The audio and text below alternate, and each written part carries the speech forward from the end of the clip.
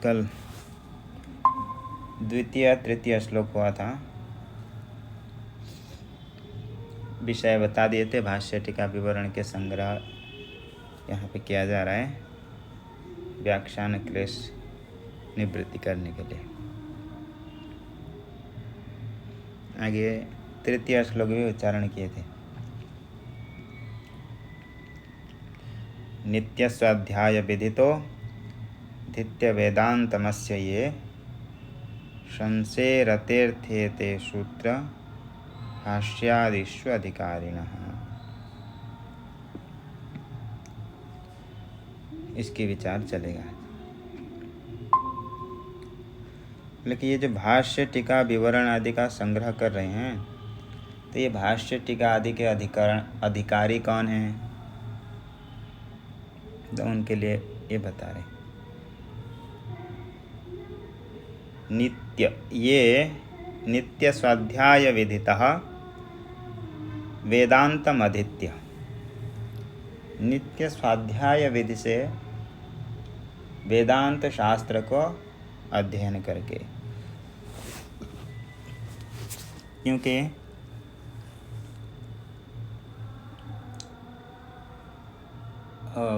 आता है वाक्य, अष्टवर्षं ब्राह्मणम उपनयित वेदम तम वेदम अध्यापयित। 8 साल 8 वर्ष 8 वर्ष ब्राह्मण, आगे 12 राजन्य इत्यादि आता है।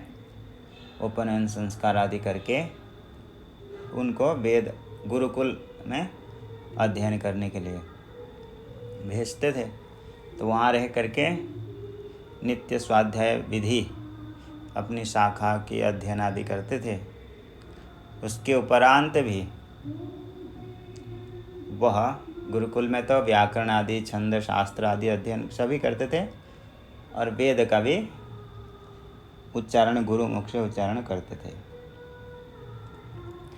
तो उसको उच्चारण करेंगे तो उसी के अंतर्गत जो उपनिषद आदि का भी अध्ययन नहीं होगा, उसमें वह भी उच्चारण उसमें होगा।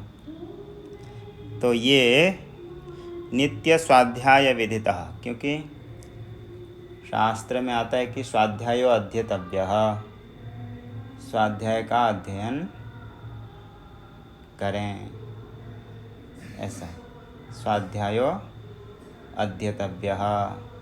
अपनी स्व जो शाखा के अंतर्गत जो अध्ययन है उसको नित्य अध्ययन करना चाहिए, नित्य अध्ययन करना चाहिए। स्वाध्यायात् मा प्रमदितव्यम, स्वाध्याय से प्रमाद ना करें। तो जो लोग ऐसे नित्य विधि को अनुकरण करते हुए प्रत्येक दिन अध्ययन करते हैं, स्वाध्याय करते हैं, तो उनको वेदांत के अर्थ का कुछ ज्ञान होता है, परोक्ष ज्ञान आदि। विचार तो नहीं करते हैं, परंतु पढ़ते हैं तो कुछ तो अर्थ पता चलता है। जैसे आप प्रारंभिक में व्याकरण आदि पढ़ते हैं तो अभी सूत्र का अर्थ बताने से तो पता चलता है,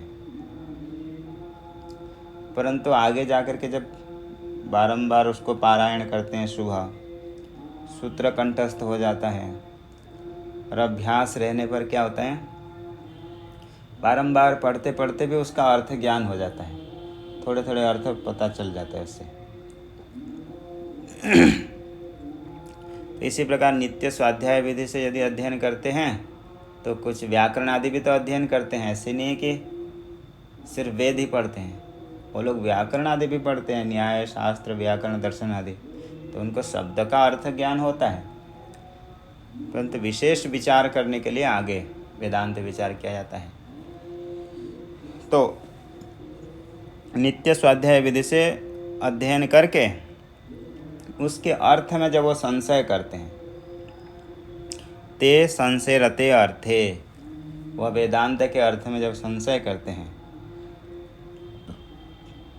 वह ही सूत्र भाष्यादिषु अधिकारिणः, सूत्र भाष्य आदि में अधिकारी हैं। ते सूत्र भाष्यादिषु अधिकारिणः, वह आगे जाकर के भाष्य आदि में विचार करने के अधिकारी हैं। जिस व्यक्ति को जीवन के अंतिम पड़ाव तक पता नहीं है, शास्त्र परम शास्त्र जिसने कभी देखा नहीं परोक्ष रूप से भी, तो उनको संशय होता है परमात्मा के विषय में कि स्वयं के विषय में? ऐसा कुछ भी संशय नहीं होता है। बस कमाए खाए और उसी में आगे आगे की बढ़ोतरी करते हुए चले जाते हैं, तो उनको तो संशय भी नहीं होता है जानने के लिए। स्वामी जी संशय कैसे होगा? वो लोग तो मान चुके हैं कि भगवान है। नहीं, देखो कुछ सामान्य जानने के बाद ही संशय होता है। मानते हैं बस, कभी ये नहीं किया है। नहीं, देखो परमात्मा के विषय में बस उनको बोल दिया गया है पीढ़ियों तक पीढ़ी। देखो कुछ परमात्मा के विषय में परोक्ष जानते हैं तो संशय होता है कि जिज्ञासा होती है कि विशेष जानने की इच्छा होती है। उन लोगों तो उसके विषय में कुछ जानते ही नहीं हैं, तो अथवा उनकी और भी प्रवृत्तियां होती हैं जो वो प्रवृत्तियां इनको थोड़े बहुत दबा देती हैं। कईयों की जानने की इच्छा होती है परंतु समय नहीं निकाल पाते हैं, कोई उसको निष्प्रयोजन मानता है। तो इसी प्रकार तो देखिए नित्य स्वाध्याय विदितः, जो नित्य स्वाध्याय विधि से इसके अर्थ को जान करके संशय आदि करते हैं, तो वह आगे जाकर के सूत्र भाष्य आदि के अधिकारी बनते हैं उसको अध्ययन करने के लिए। इस श्लोक का अर्थ हो गया। आगे ग्रंथ देखिए, जो नित्य स्वाध्याय विधि क्या है उसको दिखा रहे हैं। नित्यो ही स्वाध्यायो अध्येतव्य। नित्य विधि क्या है? जिसको नहीं करने पर दोष लगता है, उसको मीमांसा में क्या कहते हैं? नित्य विधि। अकरणे प्रत्यवाय जनकत्व, जिसको नहीं करने पर दोष लगता है उसको कहते हैं नित्य विधि। तो नित्यो ही स्वाध्यायो अध्येतव्य इति अध्ययन विधि ही, यह है अध्ययन विधि। नित्य ही स्वाध्याय का अध्ययन करना चाहिए। जैसे कि पतंजलि जी भी कहे हैं महाभाष्य में, ऋषियों ने कहे हैं, ब्राह्मणेन निष्कारणो धर्मः षडंगो वेदो अध्येयो ज्ञेयश्च इति वचनात्। जो ब्रह्म जिज्ञासु है, ब्राह्मण है अथवा ब्राह्मण जाति से,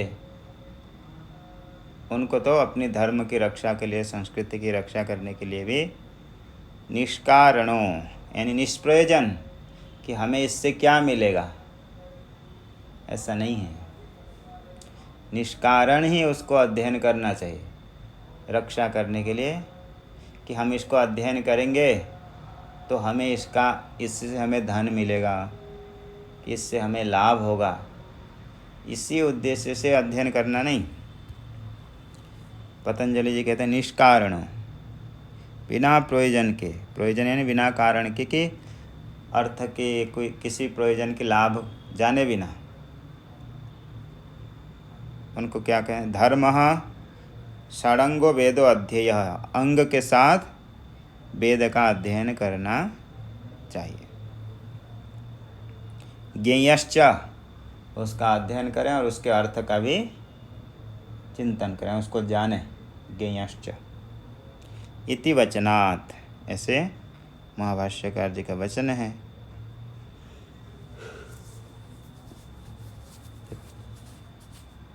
जो लोग ऋषियों के वाक्य में श्रद्धा रखते हैं वो इतने मात्र से ही मान करके आगे श्रद्धा रख करके लग जाते हैं कार्य में।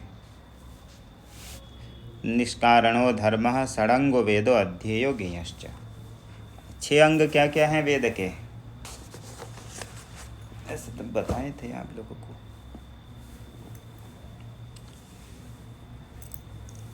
छंद, ज्योतिष, निरुक्त और कल्प, व्याकरण, शिक्षा, ये सभी हो गए कितने? 6। व्याकरण, ज्योतिष, निरुक्त, शिक्षा, कल्प और छंद, ये हुए 6 अंग हैं। इन 6 अंगों के साथ वेद का अध्ययन करना चाहिए।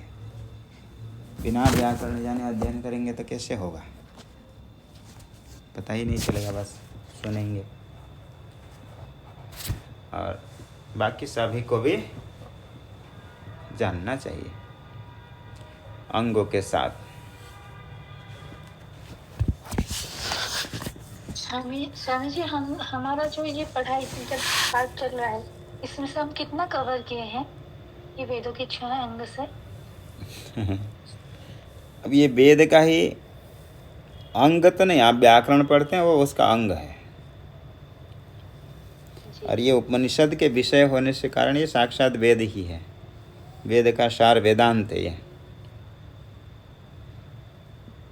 जैसे और उसके अंग अध्ययन करना है तो जैसे कि आप लोगों के काम की यही है। मतलब हम इतने सारे ग्रंथ अब तक थोड़ा बहुत तो पढ़ चुके हैं ना, तो मेरे पूछने का ये था कि इसमें से कुछ अंग हम नहीं, कुछ भी नहीं पढ़े जी। कुछ भी नहीं है, कुछ भी नहीं। व्याकरण पढ़े हैं बहुत थोड़ा, शुरुआत में। व्याकरण थोड़ा सा पढ़े हैं अभी। देखिए सब कुछ आवश्यक नहीं है। जैसे छंद हैं, छंद 10-15 दिन पढ़ेंगे तभी हो जाएगा। थोड़ा सा लौकिक छंद आदि हो जाए। छंद मतलब स्वामी जी सामवेद में जो ये गाया जाता है उसी को छंद कहते हैं? लौकिक वैदिक 2 प्रकार। गण पाठ ये सब बोल रहे थे, यही था ना? नहीं, छंद जो गायत्री छंद हैं, उष्णिक छंद हैं, वैदिक छंद और कुछ लौकिक छंद हैं। जैसे आप शुक्लाम ब्रह्म विचार सार को गाते हैं, सबका अलग धुन होता है, आपका अलग धुन होता है। तो इसी प्रकार छंद जो होता है कि मतलब यहाँ तक के यहाँ तक, जैसे उसके नियम होते हैं कि 12 अक्षर में रुकना है और 12 और 7 में, जैसे शुक्लाम ब्रह्म विचार सार में। इसी प्रकार जिसमें लयबद्ध गाया जाता है उसको होगा छंद। जी। तो इसी प्रकार ज्योतिष तो निरुक्त, ज्योतिष, शिक्षा, कल्प शिक्षा वही है, पाणिनि शिक्षा आदि। अब जो आप लोग लगभग संज्ञा प्रकरण पढ़े हैं वो शिक्षा का ही विषय है, इसी में आ जाएगी। वर्णों का उच्चारण, स्थान, ये सब जिसमें बताते हैं वही। तो आप लोग लगभग शिक्षा के भी काम हो गया है, व्याकरण भी हुआ है। छंद कभी पढ़ लेंगे, 10 दिन की बात है। छंद, लेकिन मुझे लगता है जैसे भगवत गीता भी हम जो श्लोक का मतलब पढ़ते हैं, हाँ वही उसी में ही आते हैं, आप बोलते हैं ना, अनुष्टुप छंद ये सब आगे। तो इन्हीं 6 अंगों के साथ वेद का अध्ययन करें और जानें। तो यहाँ पर संशय कर रहे हैं कि कोई व्यक्ति वेद अध्ययन कैसे करेगा?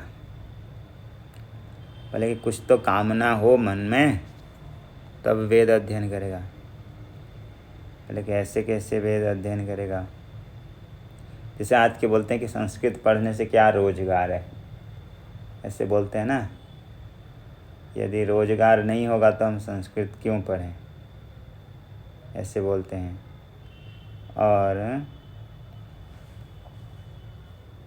और क्या कहेंगे, जैसे कि हम वेद अध्ययन क्यों करेंगे?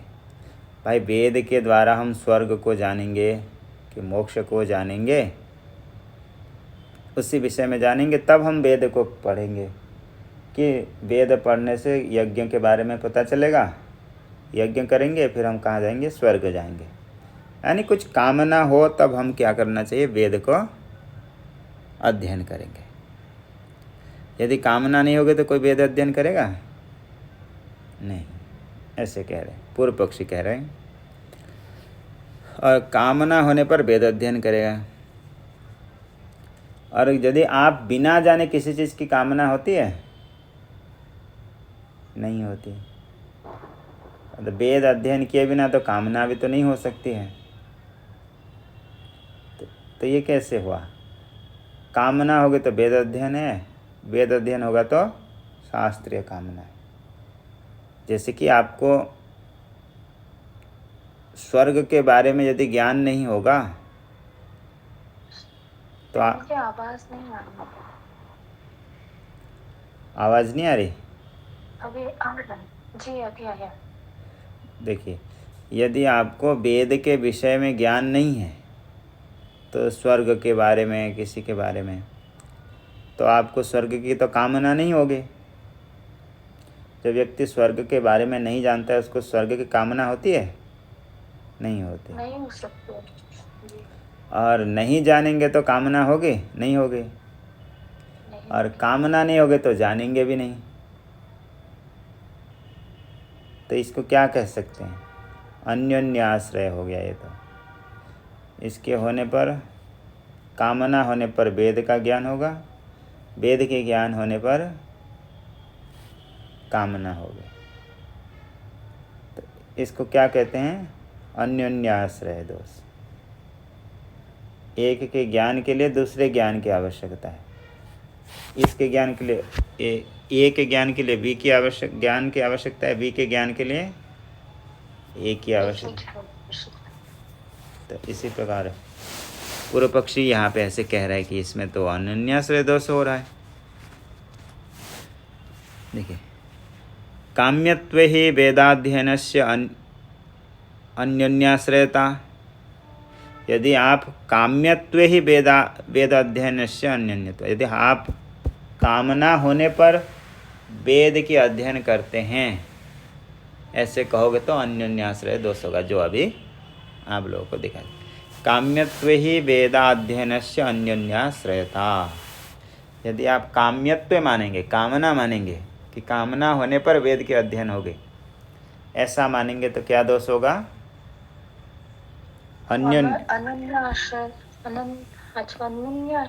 अन्योन्याश्रय दोष होगा। यदि आप क्या मानेंगे? कामना को लेकर के यदि वेद अध्ययन होता है, जो कि आप लोगों को अभी दिखाए थे।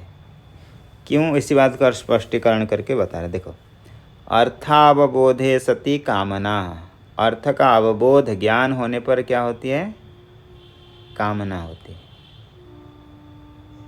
और कामनायाम सत्याम, और कामना होने पर ही षडंगोपेत वेद अध्ययन प्रवृत्तस्य अर्थावबोध। कामना होने पर ही अर्थ का अवबोध होती है, क्योंकि कामना होगी तो वेद पढ़ेगा, पढ़ेगा तो अर्थ का ज्ञान होगा। तो ये हो गया अन्योन्याश्रय दोष। पता चला? समझ में आया कि नहीं आया ये? जी सर। जी स्वामी जी। स्वामी जी, तात्पर्य ये है कि बिना कामना का पढ़ना चाहिए, अध्ययन करना चाहिए। तात्पर्य तो अभी बताए नहीं, अभी हाँ देखिए, जी जी। काम्यत्व ही वेदाध्ययन से अन्योन्याश्रयता। यदि आप काम्य मानेंगे, अर्थात कामना होने पर वेद अध्ययन होता है, ऐसा मानेंगे तो अन्योन्याश्रय दोष होगा। देखो, पूर्व में तो सिद्धांति ने मूल में तो क्या कहते थे कि नित्य स्वाध्याय विधि से ही क्या होता है? वेद का अध्ययन हो जाता है। हम सिद्धांति ने क्या कहा कि देखो भाई, गुरु परंपरा से प्राप्त है कि नित्य स्वाध्याय विधि से अध्ययन करना चाहिए, व्यक्ति को अध्ययन करें। तो कोई कहेगा नहीं, कामना से अध्ययन करते हैं लोग, नित्य विधि से क्यों अध्ययन करेंगे? क्या कहेंगे? कामना से मानो, नित्य विधि से ना मानो। ये समझ में आया? सिद्धांति ने कहा था कि नित्य विधि से ही वेद का अध्ययन प्राप्त है, लेकिन पूर्व पक्षी एक विकल्प दे सकता है, कह सकता है कि बोले कामना से भी तो वेद अध्ययन हो सकता है, नित्य से अध्याय विधि से क्यों? अभी तो समझ में आया? देखिए, यदि आप कहोगे कि कामना से वेद अध्ययन होता है तो दोष होगा। क्या दोष होगा? अन्योन्याश्रय दोष होगा। इसको स्पष्ट करें। काम्यत्व ही वेदाध्ययनस्य अन्यन्याश्रयता। यदि आप कामना से वेद के अध्ययन होता है ऐसे कहोगे तो अन्यन्याश्रय दोष होगा, क्योंकि अर्थावबोधे सति कामना, अर्थ का ज्ञान होता है तब कामना। जैसे आप किसी के बारे में अच्छे जानते हैं तब उसकी कामना होती है। शोभन बुद्धि, इच्छा के प्रति कारण कौन है? ज्ञान।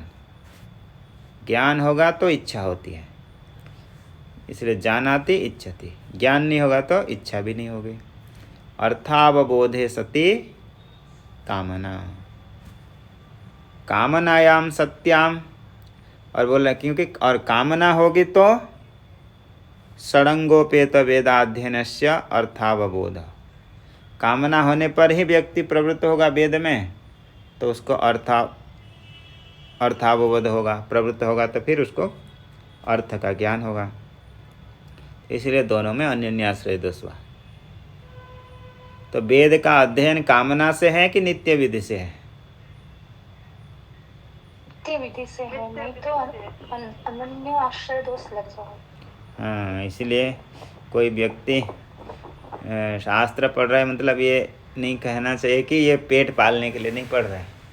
वो तो पेट तो स्वतः ही पल जाता है, तो किसके लिए पढ़ रहा है वो?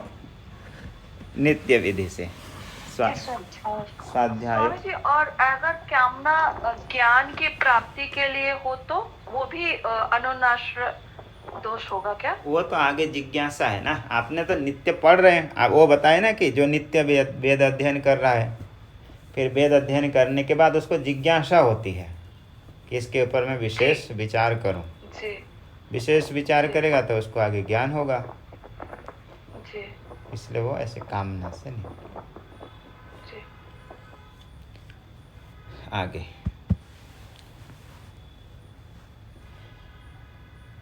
परंतु कोई व्यक्ति बचपन से वेद अध्ययन नहीं किया है, परंतु जैसे कि सभी हम लोग की वर्तमान काल की अवस्था जैसी है, फिर भी परमात्मा के विषय में जानने की जो इच्छा होती है, कामना होती है, इसलिए हम शास्त्र श्रवण कर रहे हैं।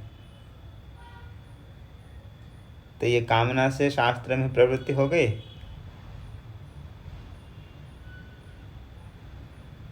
तो इसी कामना के लिए भी आपको पहले कुछ सुनना ही पड़ता है। कहीं से जानते हैं ना कि मोक्ष क्या है, आत्मा क्या है, ज्ञान क्या है, कुछ तो ऐसे जानते हैं ज्ञान। जी स्वामी जी, ये भी तो एक कामना ही हुआ ना, ईश्वर के बारे में जानना, मतलब नहीं, वो जो भी है कामना भी है। हम उसी अंश में नहीं कह रहे हैं। किस अंश में कह रहे हैं? जैसे कोई व्यक्ति है, जानना चाहिए। कोई व्यक्ति अभी किस अंश को लेके कह रहे हैं? देखिए अपने दर्शन से करें। कोई व्यक्ति अभी 30 उम्र में, 40 उम्र में उसकी इच्छा हुई परमात्मा को जानने के लिए, इसकी इच्छा हुई, और उसी इच्छा से वो व्यक्ति शास्त्र पढ़ने के लिए प्रवृत्त हुआ। तो यहाँ पर आप तो नहीं कह सकते कि ये नित्य विधि से शास्त्र प्रवृत्त हुआ है। ये कह सकते हैं क्योंकि वो तो नित्य स्वाध्याय विधि करता नहीं है फिर भी, लेकिन उसकी जो इच्छा हो रही है वो भी किसी ना किसी प्रकार से ज्ञान हो करके ही होता है। जी, ज्ञान हो के तो वो चाहे नित्य अनुभव होता है तो या तो नित्य विधि से नहीं होने पर भी किसी भी प्रकार से ज्ञान होने पर क्या होगा? ज्ञान होने पे आगे प्रवृत्ति होगी शास्त्र में, चाहे वो नित्य विधि। तो अतः सर्वोपि नित्य विधि बलादेव षडंग सहितम वेदम अधीत्य अर्थम जानाति। इसलिए जो षडंग अंग के साथ वेद का अर्थ को जान करके, किस प्रकार जानता है? सर्वोपि नित्य विधि बलादेव, नित्य विधि के बल से। नित्य विधि के स्वाध्याय अध्ययन करें, स्वाध्याय अध्ययन करने के बाद जो अर्थ को जानता है थोड़ा बहुत, तो उसमें विशेष फिर जिज्ञासा वो करता है। तो अतः सर्वोपि नित्य विधि बलादेव, नित्य विधि अवश्य करना चाहिए। इसी विधि के बल पर उसको ज्ञान होता है। ये षडंग वेद अध्ययन करता है तो वहाँ पर उसको कुछ वेद के अर्थ का ज्ञान होता है, सामान्य रूप से अर्थ को जानता है और आगे जा कर के उसके ऊपर विशेष विचार वह करता है।